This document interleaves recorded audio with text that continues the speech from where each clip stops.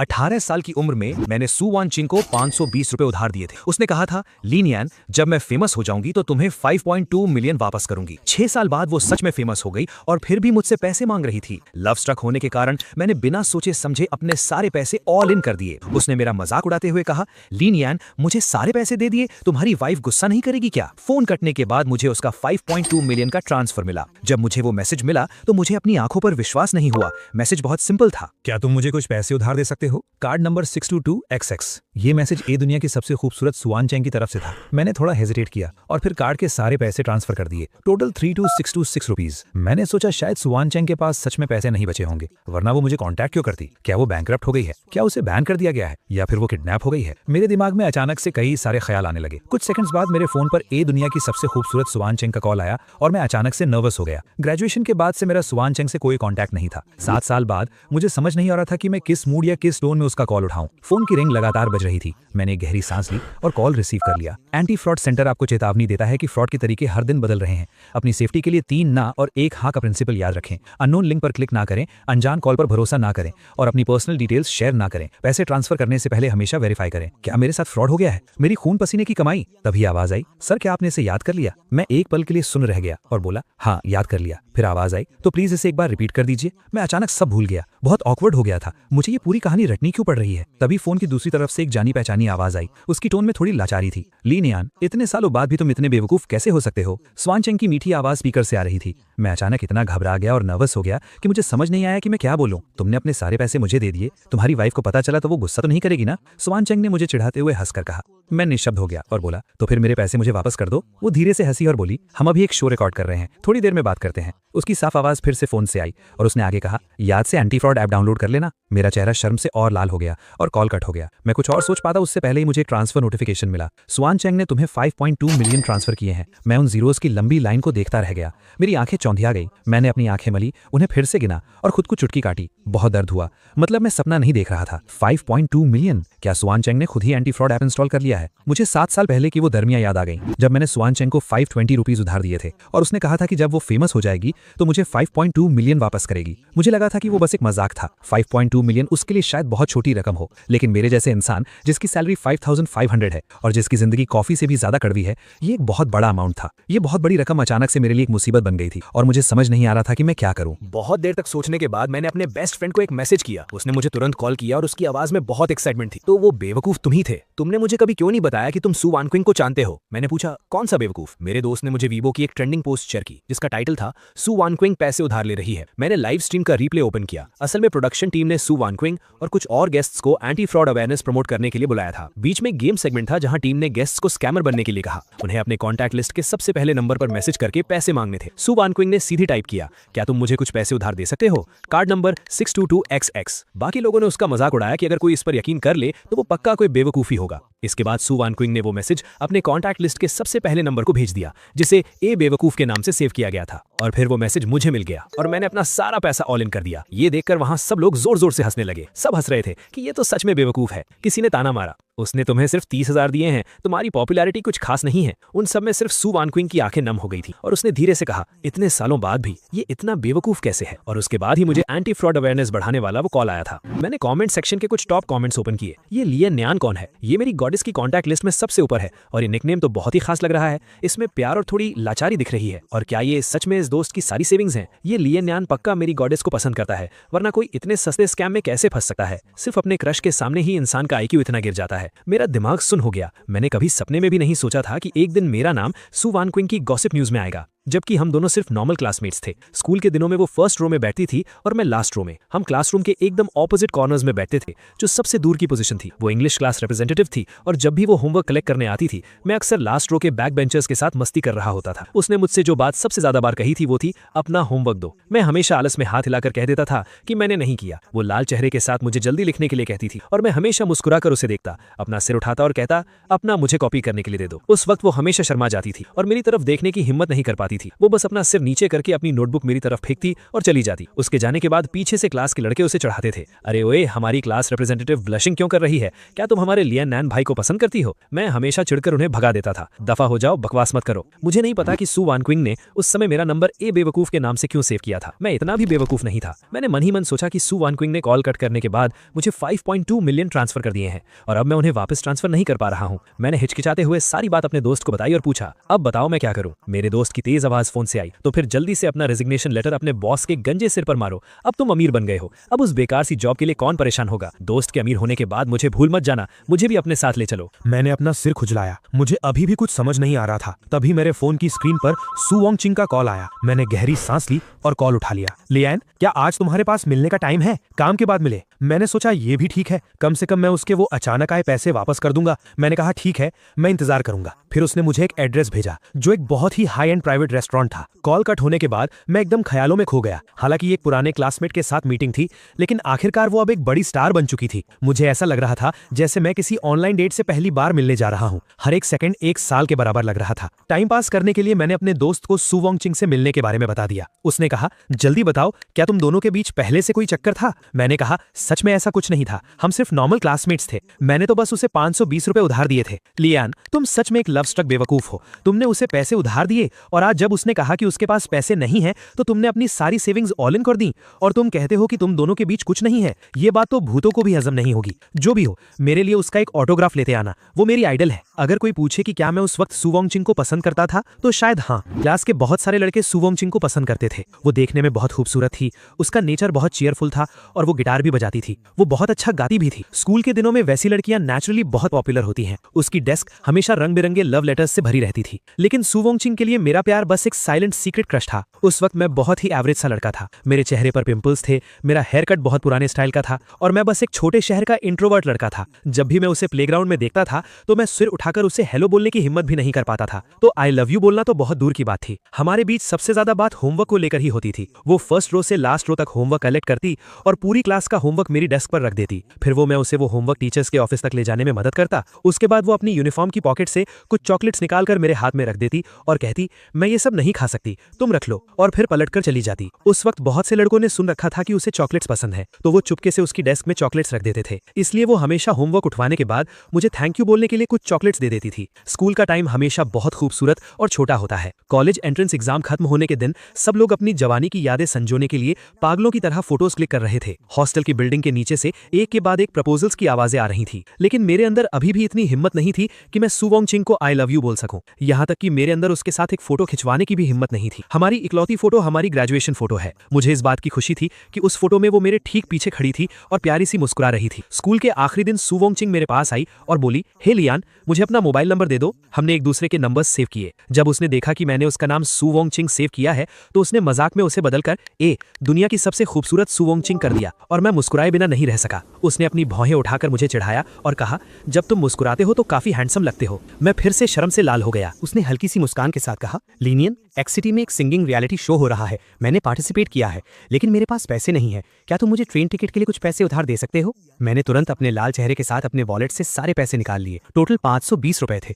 ये नंबर तो बहुत अच्छा है। उसने वो नोट्स अपने हाथ में हिलाते हुए कहा, जब मैं फेमस हो जाऊंगी तो तुम्हें 5.2 मिलियन वापस करूंगी। मैं फिर से हंस पड़ा और बोला, ठीक है। वो धूप में खड़ी होकर मेरी तरफ हाथ हिला रही थी। उसकी मुस्कान बहुत ही खिलखिलाती हुई थी। लिनियन, तुम हंसते हुए सच में बहुत अच्छे लगते हो, आगे से और ज्यादा हंसा करो। वो रियलिटी शो उस साल गर्मियों में हर गली मोहल्ले में पॉपुलर हो गया। सू वांग चिंग ने इतने सारे कंटेस्टेंट्स में से आउटस्टैंडिंग परफॉर्मेंस दिया और चैंपियन बन गई। उन गर्मियों की खिली हुई धूप में वो सच में फेमस हो गई। शो खत्म होने के बाद मुझे सू वांग चिंग का मैसेज आया, क्या तुमने देखा? मैंने उससे रिप्लाई किया, कांग्रेचुलेशंस। उसके बाद कई दिनों तक हमारी कोई बात नहीं हुई। उसका आखिरी मैसेज एक सुबह जल्दी आया था, मैं तुम्हारे पैसे लौटा दूंगी। लिनियन, मैं दुआ करती हूँ कि तुम्हारी लाइफ और बेहतर हो। और मैंने भी उसे रिप्लाई किया कि सू वांग चिंग, मैं भी दुआ करता हूँ कि तुम्हारी लाइफ और अच्छी हो। उसके बाद से हमारा कॉन्टैक्ट पूरी तरह से टूट गया और हम कभी नहीं मिले। हालांकि मैं अक्सर उसे देखा करता था, एंटरटेनमेंट न्यूज में, वैरायटी शोज में, सिटी सेंटर के मॉल की स्क्रीन्स पर और गली नुक्कड़ से आने वाली उसकी जानी पहचानी आवाज में। इन सालों में सू वांग चिंग एक हाई पोटेंशियल स्टॉक की तरह तेजी से ऊपर उठी और स्टेज पर चमकने वाली एक स्टार बन गई। घबराहट में मैंने 6 बजे तक टाइम पास किया।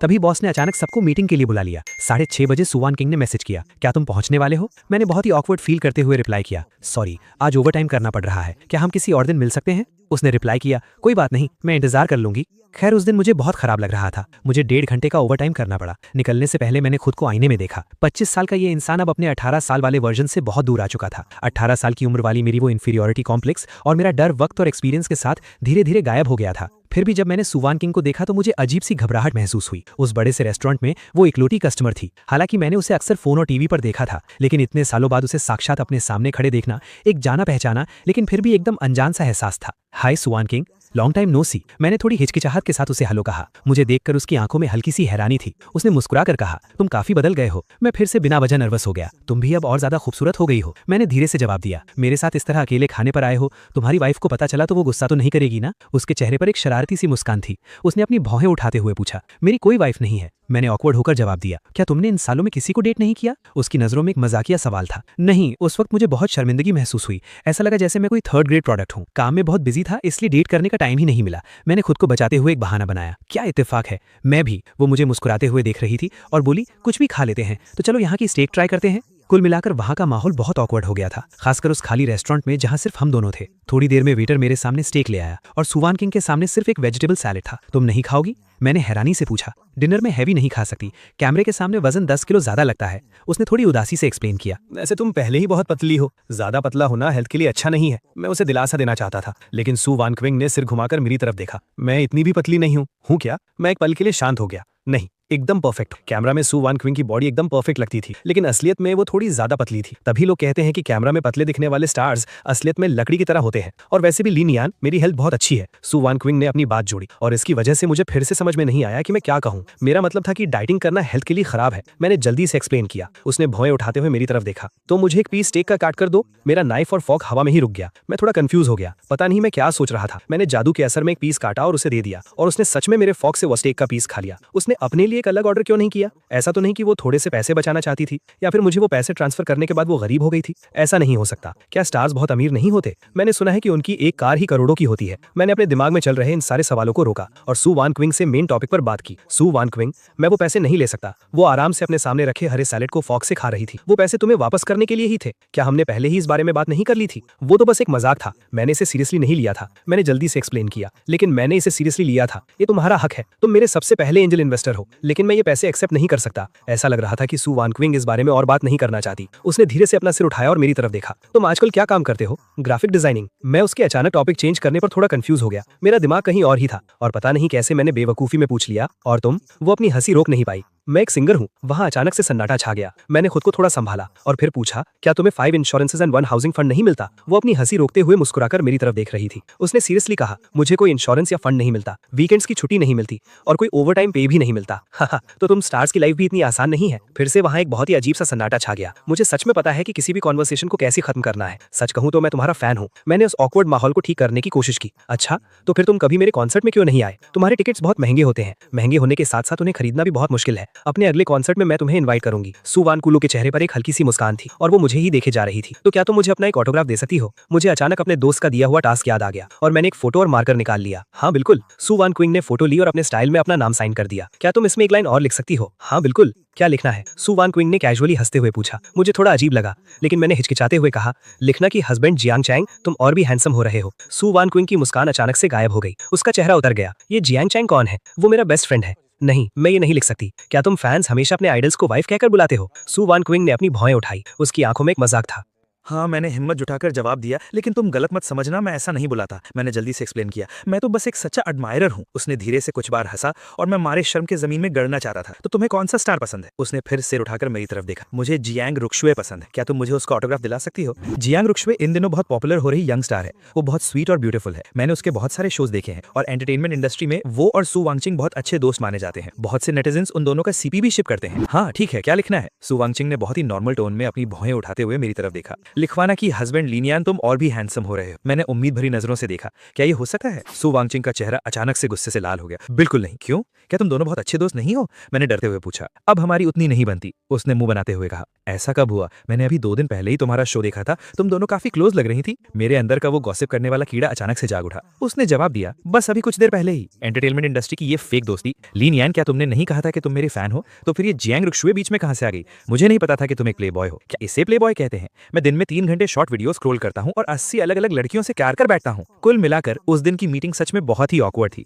इतनी ऑकवर्ड कि मैं बता नहीं सकता। फिर भी सू वानचिंग ने मुझसे कहा, लीन यान, आज तुमसे बात करके बहुत अच्छा लगा। आखिरकार मैं खुद को रोक नहीं पाया और मैंने फिर से पुरानी बात छेड़ दी। सू वानचिंग, माना कि मैंने तुम्हें उस समय पैसे उधार दिए थे, लेकिन तुम्हें मुझे इतने पैसे वापस करने की सच में कोई जरूरत नहीं है। आज का डिनर भी काफी महंगा था, तो बस ये समझ लो कि तुमने मेरा उधार चुका दिया है। तुम मुझे अपने अकाउंट डिटेल्स दे दो, मैं तुम्हें वो पैसे वापस ट्रांसफर कर देता हूँ। मेरे अकाउंट में आजकल कुछ इशू चल रहा है, तो वो पैसे अभी तुम अपने पास ही रखो। सू वानचिंग ने मुझे बहुत शांति से जवाब दिया। मैंने कैलकुलेट किया, उन पैसों का एक दिन का इंटरेस्ट मेरी एक दिन की सैलरी से भी ज्यादा था। सच में लाइफ कितनी अनफेयर है। ये पैसे बहुत ज्यादा है, इन्हें सेव करने पर एक दिन का इंटरेस्ट ही बहुत हो जाएगा। तो क्या मैं इन्हें तुम्हारे लिए एक सेविंग्स अकाउंट में डाल दूं? सू वानचिंग ने फिर अपना फोन निकाला और मेरी तरफ हिलाया कि हम वीचैट पर ऐड। 7 साल पहले सच में मेरा उस पर सीक्रेट क्रश था, लेकिन जैसे जैसे वो लाइफ में आगे बढ़ती गई और मुझसे दूर होती गई, उसे पसंद करने वाले लोग भी बढ़ते गए और मेरा वो प्यार धीरे धीरे गायब हो गया। जहां तक उसे पैसे देने की बात है, तो वो बस उसे हेल्प करने की अनकॉन्शियस फीलिंग थी। सू वानचिंग, हम बस नॉर्मल क्लासमेट्स हैं।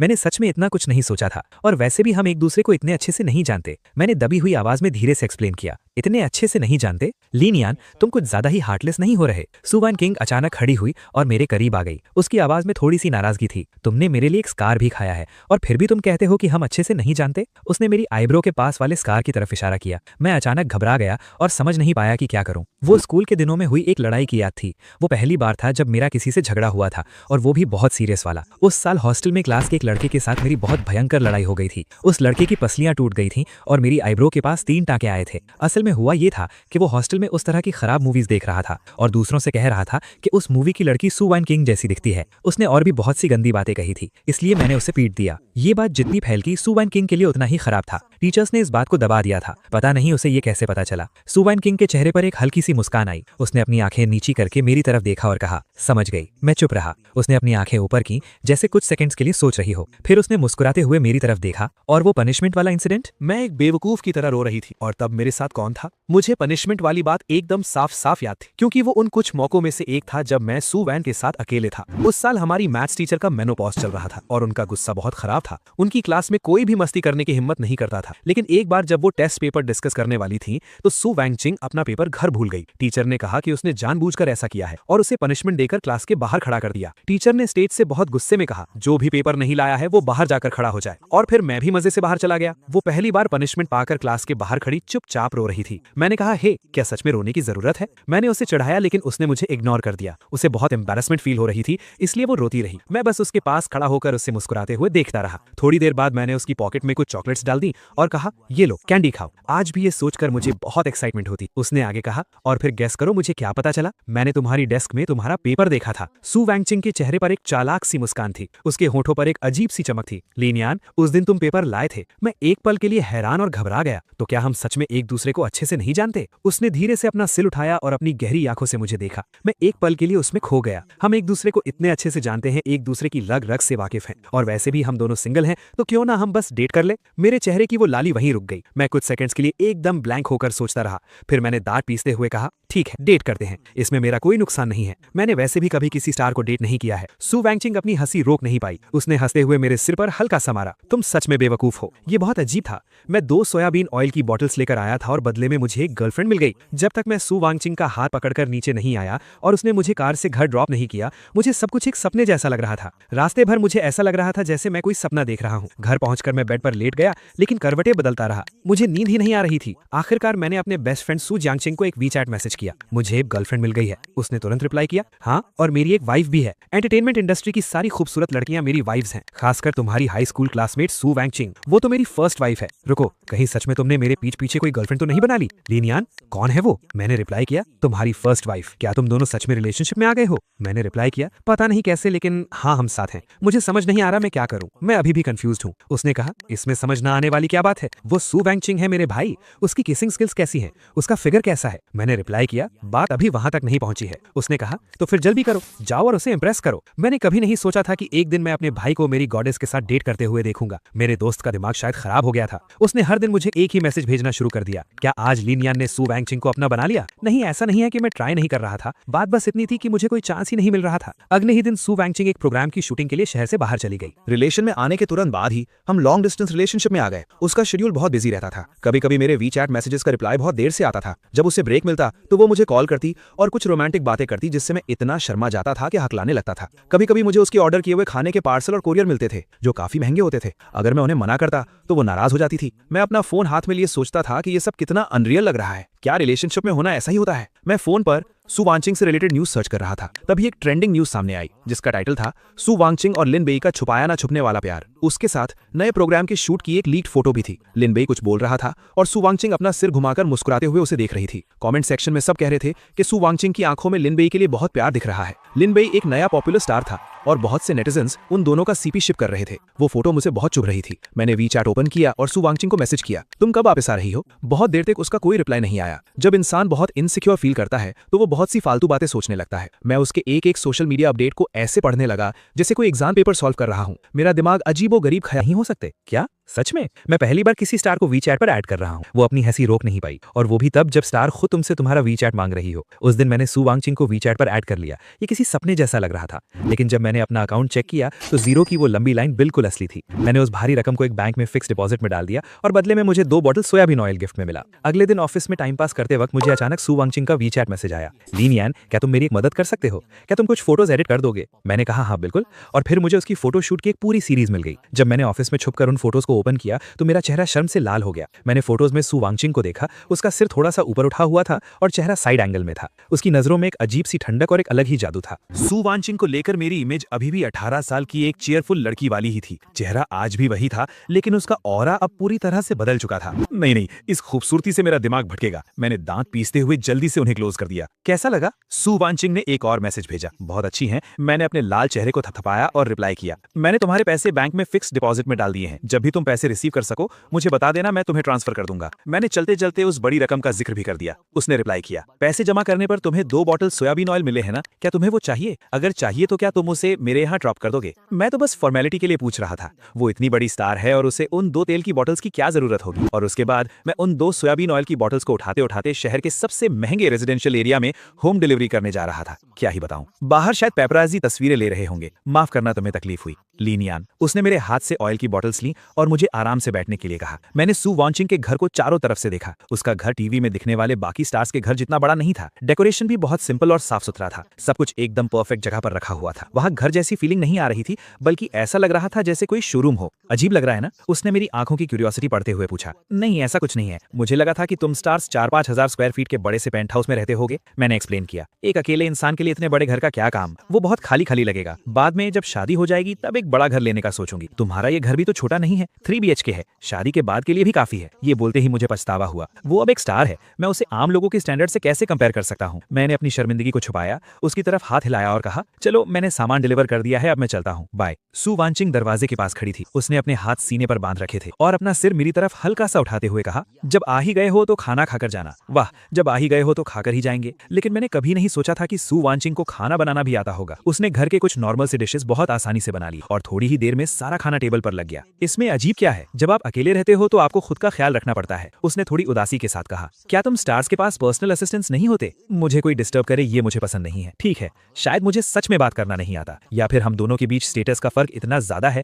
कि हमारे पास बात करने के लिए कोई कॉमन टॉपिक ही नहीं है। हमारी हर बातचीत बहुत जल्दी खत्म हो जाती है। शुक्र है तभी मेरी माँ के कॉल ने मुझे बचा लिया। लिनयान, तुम्हारी मौसी ने तुम्हारे लिए एक रिश्ता ढूंढा है। लड़की एक टीचर है, बहुत अच्छी और समझदार है। अगले संडे जाकर उससे मिल लेना। मेरी माँ की तेज आवाज फोन से गूंज रही। माँ, मैं अभी बिजी हूँ, हम इस बारे में बाद में बात करेंगे। मैंने फोन पर हाथ रखते हुए धीरे से जवाब दिया। तो फिर अगले संडे जरूर जाना, वो तुम्हारी कंपनी के पास वाले गार्डन रेस्टोरेंट में ही है। ठीक है, मुझे पता चल गया। मैंने घबराकर कॉल कट कर दिया और एक ऑकवर्ड सी मुस्कान के साथ एक्सप्लेन किया, वो मेरी माँ का कॉल था। वो मुझे ब्लाइंड डेट पर जाने के लिए कह रही हैं। सू वांगचिंग ने अपनी पलकें झुकाकर मेरी प्लेट में एक रिब का पीस रखा। वो थोड़ी सी उठी और उसने मुझे एक सूप का बोल दिया। लिनयान, अपनी पार्टनर के लिए तुम्हारी क्या रिक्वायरमेंट्स है? कुछ खास नहीं, बस इंसान अच्छी होनी चाहिए। मैंने चुपचाप वो सूप पिया और उसका टेस्ट सच में बहुत कमाल का था। तो फिर मैं तुम्हें कैसी लगती हूँ? सू वांगचिंग ने आराम से थोड़ा सा खाना खाते हुए बहुत बहुत ही धीरे से पूछा। मैंने कुछ ज्यादा नहीं सोचा और कैजुअली कह दिया, तुम बहुत अच्छी हो। फिर उसने बहुत ही कैजुअली एक और सवाल पूछा, तो फिर क्या हम दोनों ट्राई करें? जब मुझे समझ आया कि उसने क्या कहा है तो सूप मेरे गले में अटक गया और मैं चौंक कर खांसने लगा। सू वान किंग मुझे सीधे देख रही थी,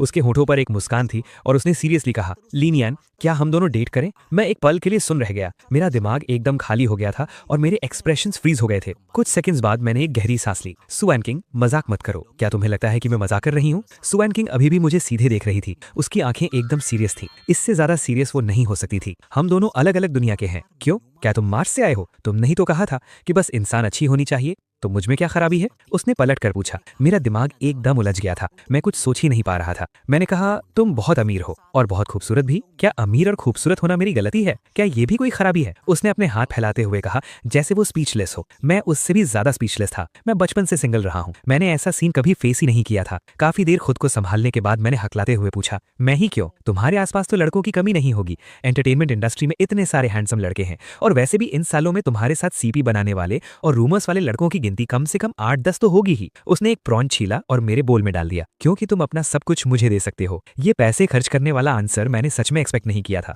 7 साल पहले तुमने अपने सारे पैसे मुझे दे दिए थे और 7 साल बाद तुमने फिर से अपने सारे पैसे मुझे दे दिए। मुझे और कुछ नहीं पता, लेकिन जो मेरे लिए अपने सारे पैसे खर्च कर दे वो पक्का सच्चा प्यार है। सू वान किंग ने बहुत ही सीरियसली ये बात कही, लेकिन उसकी बात में कोई गलती भी नहीं थी। ख्यालों से भर गया था कि क्या वो अभी किसी हैंडसम स्टार के साथ फ्लर्ट कर रही होगी। उस दिन उसने इतनी अजीब अजीब बातें कही थी कि किसी का भी दिमाग भटक जाए। मैं सोचने लगा कि शायद स्कूल टाइम में वो सच में मुझे पसंद करती थी, लेकिन फिर मुझे रियलिटी का एहसास हुआ। अगर वो मुझे पसंद करती भी थी तो क्या? 18 साल की उम्र में मेरे पास कुछ नहीं था, मैं कुछ नहीं जानता था। वो मुझे क्यों याद रखेगी? और सबसे बड़ी बात, वो सू वान चिंग है। मेरे बेस्ट फ्रेंड के शब्दों में कहूं तो वो करोड़ों लड़कों का सपना है। उसने दुनिया की इतनी खूबसूरती देखी है, तो वो मुझे क्यों याद रखेगी? शायद उस दिन वो बस मजे ले रही थी और मुझे चिढ़ा रही थी, या शायद उसे कुछ नया लगा और वो ट्राई करना चाहती थी। अगर मैं ये सोचूं कि ये रिश्ता हमेशा चलेगा तो मुझे खुद इस बात पर यकीन नहीं होगा। इंसान का दिमाग भी अजीब होता है, एक बार ओवर थिंकिंग के लूप में फंस जाए तो बस सोचता ही चला जाता है। मैंने अपनी ग्रेजुएशन फोटो निकाली, उसमें 18 साल की सू वान चिंग मेरे ठीक पीछे खड़ी हल्की सी मुस्कुरा रही थी। मुझे याद आया कि जब भी हम मिलते थे तो मैं अनकॉन्शियसली अपना सिर नीचे कर लेता था। शायद जब आप किसी को पसंद करते हैं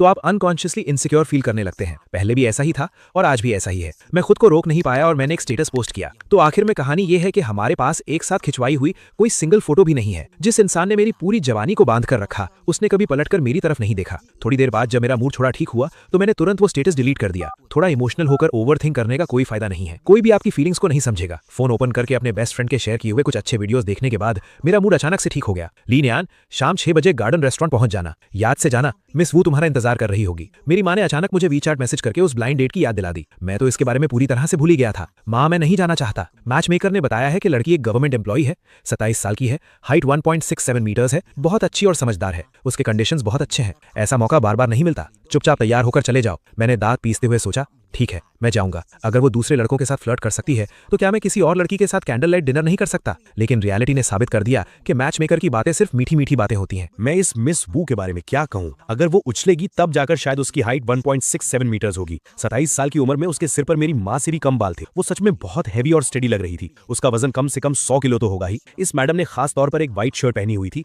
और वो चेयर पर बैठकर मिशलिन टायर के मैस्कॉट जैसी लग रही थी। सबसे ऑकवर्ड बात ये थी कि उसने एक डिस्काउंट कूपन खरीदा था, लेकिन वो कूपन हॉलिडेज पर वैलिड नहीं था। इस बात पर वो रेस्टोरेंट के स्टाफ से लड़ने लगी। मिस वू, रहने दीजिए ना। मैंने हिम्मत करके उसे शांत करने की कोशिश की। मैं वैसे तो बहुत रीजनेबल इंसान हूं, लेकिन आज मैं तुम्हारे लिए ये रूल तोड़ रही हूं। मिस्टर ली, मुझे आप काफी अच्छे लगे। आप फोटो से ज्यादा असलियत में हैंडसम है। हालांकि आपके पास गवर्नमेंट जॉब नहीं है, लेकिन मुझे कोई प्रॉब्लम नहीं है। हम दोनों डेट करके देख सकते हैं। अगर सब ठीक रहा तो शादी कर लेंगे। इस दुनिया में सच में बहुत अजीब लोग हैं। मैंने अपना आधा बिल टेबल पर छोड़ा और कहा, आप बहुत अच्छी हैं, लेकिन मैं आपके लायक नहीं हूं, और पलटकर वहां से निकल गया। वो मैडम तो मेरे पीछे पीछे ही आ गई, जिससे मुझे बहुत इरिटेशन होने लगी। लीन यान, अचानक एक साफ आवाज आई। मैंने मुड़कर देखा तो सू वान किंग एक प्योर ब्लैक स्पोर्ट्स कार के पास खड़ी थी। उसने एक बेसबॉल कैप पहनी हुई थी और वो मुझे अपनी तरफ बुला रही थी। उसकी आवाज में थोड़ी सी बेचैनी थी। एक पल के लिए मुझे डर लगा, लेकिन फिर मैंने सोचा शुरुआत तो उसने की थी ना, तो फिर मैं क्यों डरूं। मैं धीरे धीरे चलते हुए उसके पास गया। उसने सिर झुकाकर अपनी गहरी आंखों से मुझे देखा और पूछा, ये क्या कर रहे हो? मैंने अपने होंठ दबाए और धीरे से जवाब दिया, ब्लाइंड डेट। अचानक वो ठंडी हंसी हंसी और उसने मेरा कान पकड़ लिया। लीन यान, तुम मेरे लिए चीजें बहुत मुश्किल कर रहे हो, उसने धीरे से कहा और अचानक अपने पंजों पर खड़ी होकर मुझे किस कर लिया। मैं एक ही वक्त में घबराया हुआ भी था और डरा हुआ भी। उसने मास्क नहीं पहना था।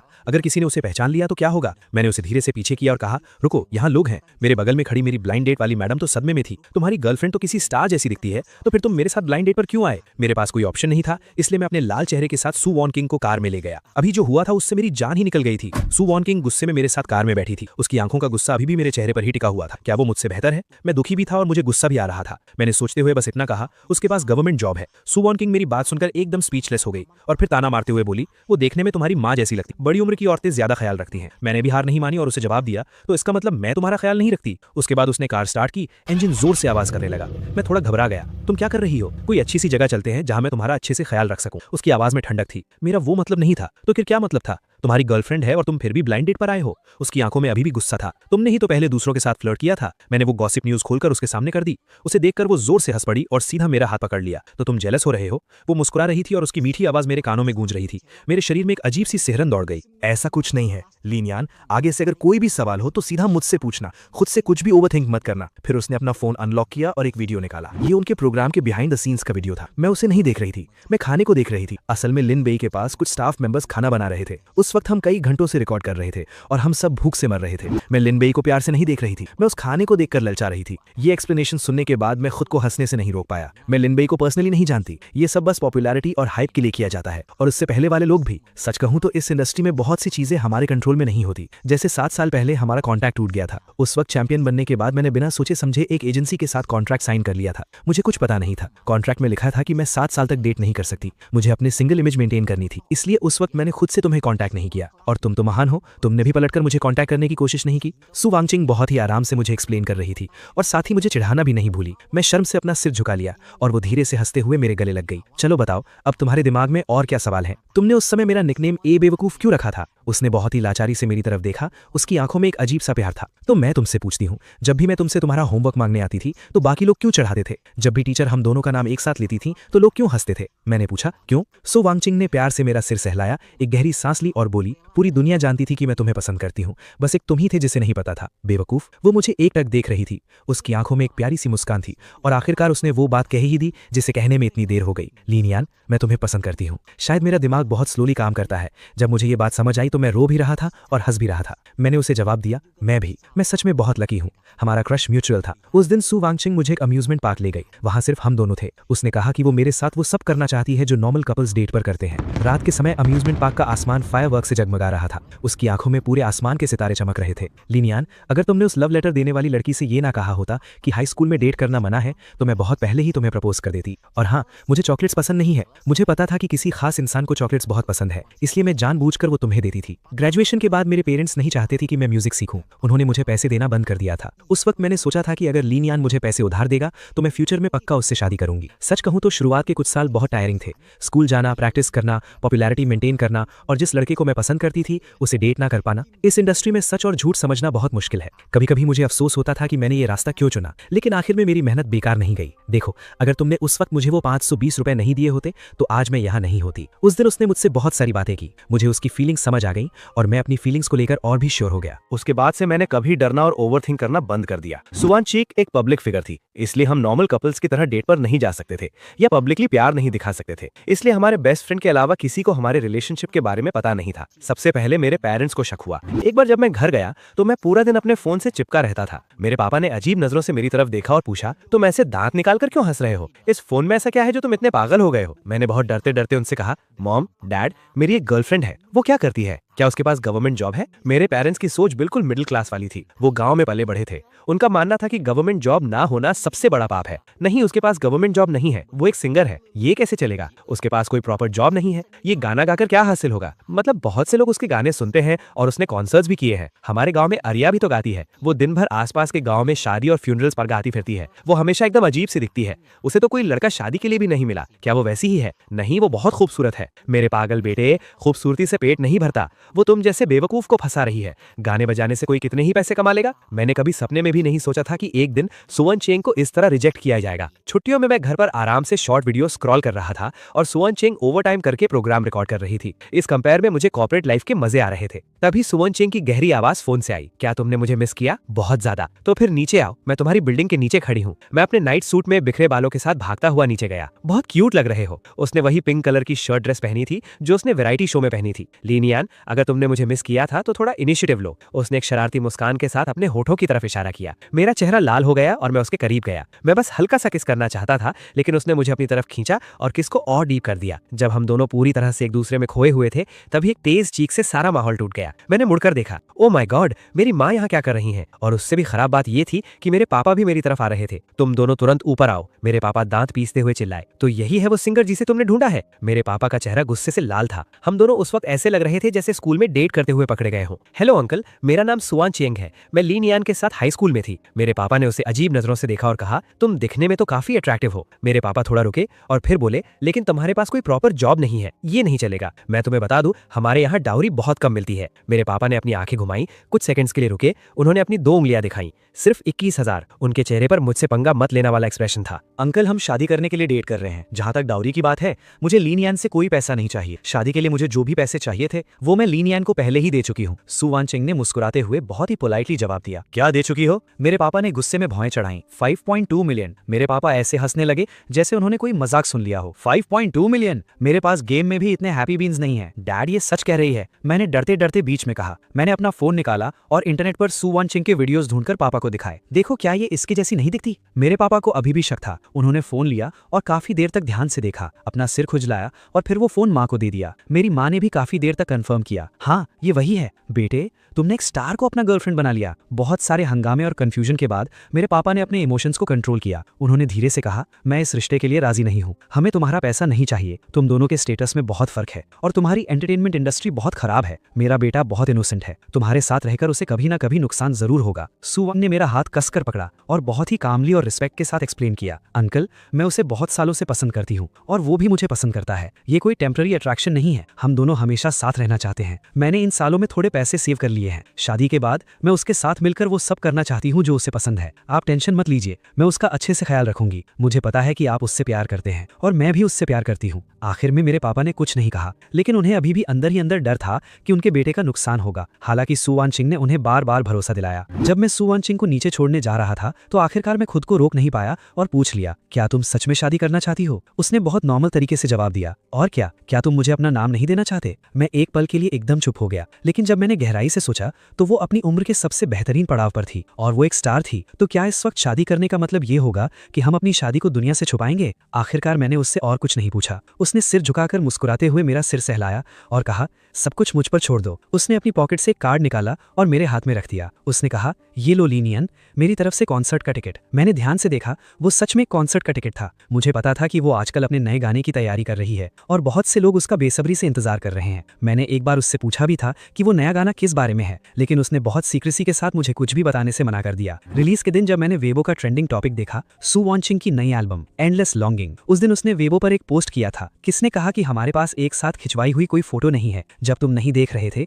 तब मैंने पलट कर देखा था। उस पोस्ट के साथ एक फोटो थी जिसमें वो स्कूल यूनिफॉर्म पहने हुए पीस साइन बना रही थी और मुस्कुरा रही थी, और फ्रेम में स्कूल यूनिफॉर्म पहने हुए एक लड़के की पीठ दिख रही थी और वो मैं था। उसने लिखा था, लीनियन, तुमसे मिलना कोई इत्तेफाक नहीं था, मैं जानबूझकर तुमसे टकराने की कोशिश करती थी। मैं फोटो में 18 साल की सुवान चिंग और खुद को देखकर हंसते हंसते रोने लगा। कितनी अच्छी बात है कि मेरे सीक्रेट क्रश का रिप्लाई हमेशा से मेरे पास था। सू वैंग चिंग का 1 लाख लोगों वाला कॉन्सर्ट शहर के सबसे बड़े स्टेडियम में हो रहा था। उस दिन वहां लोगों की बहुत भीड़ थी। चारों तरफ बस चीखने और चिल्लाने की आवाजें आ रही थी। मैं फ्रंट रो में बैठा हुआ मुस्कुराते हुए उसके एक के बाद एक गाने सुन रहा था। उसका आखिरी गाना था एंडलेस लॉन्गिंग। गाना खत्म होने के बाद वो स्टेज पर खड़ी थी और स्पॉटलाइट सीधा उस पर पड़ रही थी। वो सच में चमक रही थी। उसने एक गहरी सांस ली और धीरे से कहा, हेलो एवरीवन, मैं सू वैंग चिंग हूँ। मेरे कॉन्सर्ट में आने के लिए आप सबका बहुत बहुत थैंक यू। पूरे स्टेडियम में फिर से जोरदार तालियों और खुशी की लहर दौड़ गई। ये ये गाना मैंने अपने बॉयफ्रेंड के लिए लिखा है। सालों पहले उसने मुझे 520 रुपए उधार दिए थे, जिससे मैं ट्रेन में बैठकर रियलिटी शो में पार्टिसिपेट कर सकी थी, और उसी की बदौलत आज सू वैंगचिंग आपके सामने है। वो बिना कुछ छुपाए सीधे मेरी तरफ देख रही थी। उसकी आंखों में बेशुमार प्यार और मासूमियत थी। एंटरटेनमेंट इंडस्ट्री में 7 साल काम करने के बाद मेरे गाने पसंद करने के लिए आप सबका बहुत थैंक यू। ये मेरा आखिरी कॉन्सर्ट है। मैं आज से एंटरटेनमेंट इंडस्ट्री छोड़ने का अनाउंसमेंट करती हूँ। पूरा स्टेडियम सदमे में आ गया। किसी ने भी नहीं सोचा था कि सू वैंगचिंग अपने करियर के पीक पर इंडस्ट्री क्यों छोड़ रही है। उसने मीडिया के सारे इंटरव्यूज मना कर दिए और मुझे सीधा बैकस्टेज से बाहर ले आई। मेरा दिमाग अभी भी उसकी रिटायरमेंट वाली स्पीच में ही अटका हुआ था। मैंने ध्यान ही नहीं दिया कि वो मुझे कहाँ ले जा रही है। सू वैंगचिंग, तुमने ऐसा क्यों किया? इसके बहुत सारे रीजंस हैं, जैसे कि मैं अपनी हॉबी को प्रोफेशन नहीं बनाना चाहती, मैं डिनर में भूखी नहीं रहना चाहती, मैं नहीं चाहती कि मेरी और मेरे आसपास के लोगों की हर छोटी बात का इशू बने। जब मेरे बॉयफ्रेंड की छुट्टी हो तो मैं ओवरटाइम नहीं करना चाहती। मैं चाहती हूँ कि हम नॉर्मल कपल्स की तरह एक साथ खाना खाने जाएं, डेट पर जाएं, ट्रैवल करें और जो दिल चाहे वो करें। उसने मुझे कुछ और बोलने ही नहीं दिया। उसने मेरा हाथ पकड़ा और भागने लगी। आखिरकार हम दोनों हांफते हुए एक जगह आकर रुके। लीनियन, क्या तुम्हें ये जगह याद है? वो मुझे हमारे स्कूल ले आई थी। प्लेग्राउंड के पास वाला वो रास्ता जहां मैं अक्सर उससे टकरा जाता था। और यही वो जगह थी जहां ग्रेजुएशन के दिन उसने जबरदस्ती मेरे फोन में अपना नाम दुनिया की सबसे खूबसूरत सू वैंगचिंग सेव कर दिया था। ये वही जगह थी जहां जब भी मैं उससे मिलता था मैं अनकॉन्शियसली अपना सिर झुका लेता था, क्योंकि मुझ में उससे आंख मिलाने की हिम्मत नहीं थी। वो रोज सुबह 7:10 पर इस रास्ते से गुजरती थी और मैं रोज सुबह 7 बजे यहाँ आ जाता था, सिर्फ उन कुछ सेकंड्स के लिए जब मैं उसे देख सकूं। मैंने अपना सिर झुकाया, उसने पीछे मुड़कर देखा। मैं अपने घुटने पर बैठ गया। मेरी उंगलियों में एक चमकती हुई डायमंड रिंग थी। 7 साल बीत गए थे। मुझे लगा था कि मैंने तुम्हें हमेशा के लिए खो दिया है, लेकिन जब तुम मेरी जिंदगी में वापस आई तो मैंने फैसला कर लिया था कि मैं अपनी लड़की को वापस पाकर ही रहूंगा और मैं तुमसे शादी करूंगा। सू वैंगचिंग, क्या तुम मुझसे शादी करोगी? उसकी आंखें खुशी से चमक उठी। उसकी आंखों में आंसू आ गए थे और आखिरकार वो रोने लगी। बेवकूफ, हाँ, मैं तुमसे शादी करूंगी। मैंने उसके हाथ में अंगूठी पहना दी और खुशी से मुस्कुराने लगा। स्कूल के स्पीकर्स पर उसका गाना एंडलेस लॉन्गिंग बजने लगा। गाने की आखिरी लाइन थी, तुम मेरी जवानी की वो याद हो जिसे मैं कभी नहीं भूल सकती, और मैं तुम्हारे सीक्रेट क्रश का वो जवाब हूँ जो हमेशा तुम्हारे साथ रहेगा। हे दोस्तों,